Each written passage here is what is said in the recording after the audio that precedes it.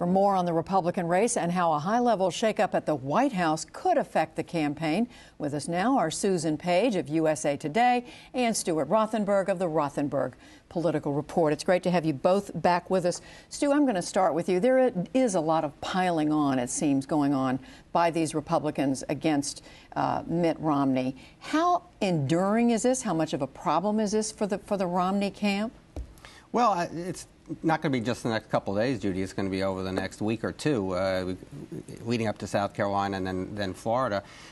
Look, it's a problem, but when you're the front runner, you have to accept that. If the polls are at all accurate, then former Governor Romney has a lead, a substantial lead, and the question is whether undecided voters break dramatically to one candidate, which seems unlikely, but it goes with the territory when you're the front runner.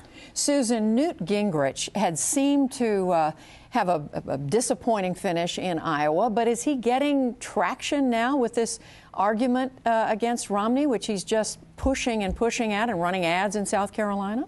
Well, I don't know if he's getting traction with voters. He's not doing very well in the statewide New Hampshire surveys, but I don't think we should expect him to stop doing it. It's become kind of a grudge match. You know, Newt Gingrich blames Mitt Romney and the super PAC that supports Mitt Romney for costing him the lead he had just a couple weeks ago in the Republican field.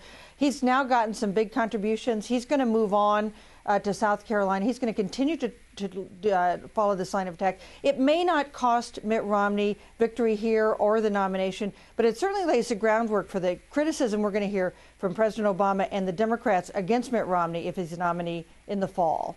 And Stu, another criticism we heard of Mitt Romney was from Jon Huntsman, who had not been the factor that he is. He's been campaigning in New Hampshire, and in the debate over the weekend, he went after Romney when Romney criticized his service as President Obama's ambassador to China.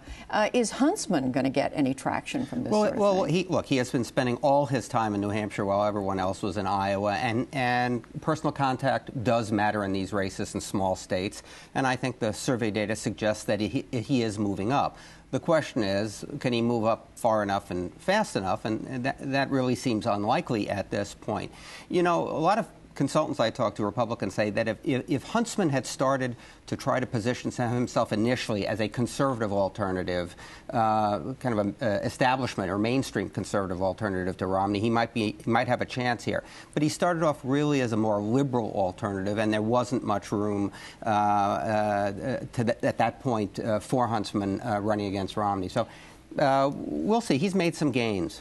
Susan, a quick question about Rick Santorum. He supposedly came out of Iowa with some momentum, just a few votes behind Mitt Romney. What's happened to him in New Hampshire, and where does he go from here? He's really struggled in New Hampshire. The things that made him such a powerhouse in Iowa, his strength with social conservatives and with evangelical Christians, just doesn't translate in a place like New Hampshire. This is the live free or die state, kind of a libertarian tradition on social conservative issues. It's a state where same-sex marriage is legal.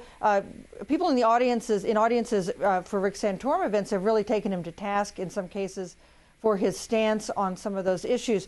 So there's some second guessing now. Should Rick Santorum have skipped New Hampshire, gone straight to South Carolina, once again a state that has a lot of evangelical Christians, very conservative voters, friendlier territory? Has he squandered the boost that he got out of Iowa? And just quickly, Stu, on Ron Paul, who did come in third in Iowa, supposedly has this enthusiastic following, but now we're hearing he's going to skip Florida. He's just going to focus on caucus states? Boy, Judy, that really makes you wonder whether this is a strategy to win the nomination or just to get enough delegates to cause the Republican Party problems when it meets at its national convention. We understand that Florida is a large state, an expensive state, and he did poorly 4 years ago, getting about 3% of the primary vote. But if you want to be the nominee, you've got to compete in Florida. Susan, I do want to ask you finally about the news today out of the White House. The president's chief of staff, Bill Daley, leaving, being replaced by the OMB director, the budget director, Jack Lew. What effect, if any, was this a surprise, number one, and what effect, if any, does this have on the campaign to come?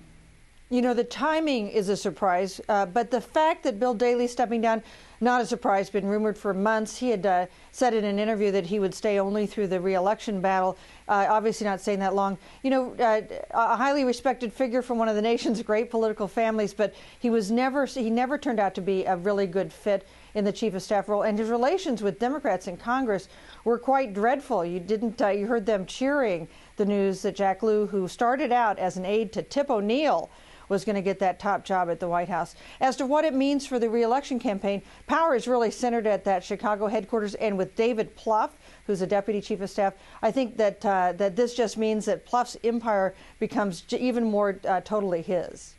Well, the drama is not only in the Republican side today, it was also at the White House.